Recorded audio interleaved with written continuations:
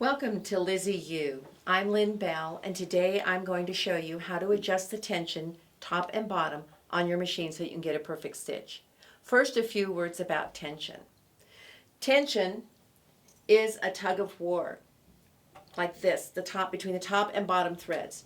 You want to get these threads to land in the center of your batting. So in order to do that, the thicker the batting, the easier it's going to be to get those threads in the batting. A 60-40 is really good, a 70-30 is even better.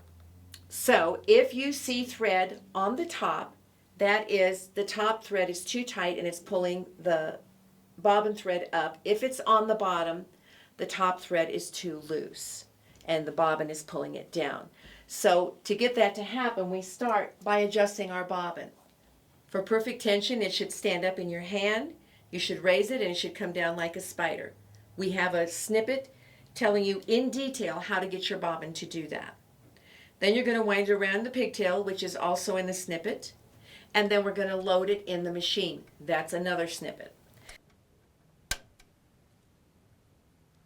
So now that we have our bobbin case adjusted properly and inserted, I want to show you where you should start with your top thread. So I have threaded the machine and I've loosened it enough that I can wind it around my finger 1 or 2 times, hold my finger out here to the side and take my thumb and push directly in back of the needle, in back of the eye of the needle, very carefully and in very small increments. About 1/8 of an inch of thread at a time should pull through without breaking, and the needle should very slightly deflect. That's a good place to start with your top tension. When you have your top tension this way and your bottom tension is perfect, it should take very minute increments to get your tension absolutely perfect. So now we test it by pulling up our bobbin thread and making our circles and our up and downs.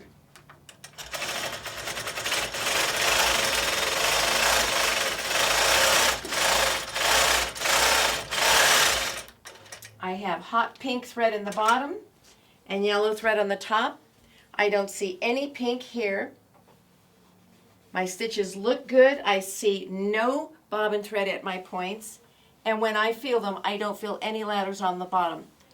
I'd say this is very good tension. Now I want to show you some examples of what good tension looks like front and back and what bad tension looks like. All right, so this is our Tin Lizzie logo that we've Zentangled a little bit. And I want to show you in the lower corner here, the white on the blue is a real good place to see that the tension is quite nice. And here you can see that it's quite nice again. And in the feather, where the colored is, you can see that the tension, again, is quite nice. Okay? I think the best advice I can give you is to put the same color thread on the back as on the top, or blending threads, so that if it gets a little bit off, it's not going to be enough to bother you. Once you wash the quilt, if this is not a show quilt, those threads are going to go right ahead and bury into the batting. So this is an example of good tension. Now let me show you some examples of poor tension.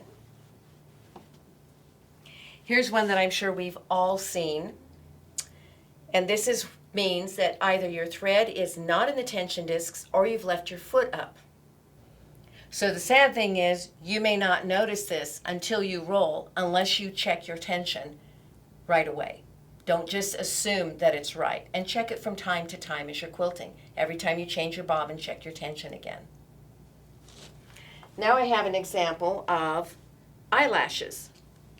If these are on the bottom, remember this is a tug of war, so to get those up into the batting, you have to pull the threads up. Therefore, you have to tighten your top thread. If this eyelash is on the top, again, you have to pull them into the batting. The threads that are sticking out have to be pulled into the batting because it is a tug of war, so you would loosen your top thread because you already know that your bottom tension is perfect. So, remember, tension is not a problem. Tension is a learning curve. Thank you for joining us at Tin Lizzie 18, where we are committed to helping quilters of all levels realize their quilting dreams. Don't forget to follow us on Facebook, Twitter, and Pinterest. Check out our calendar regularly for upcoming webinars, new videos, and classes. Happy quilting!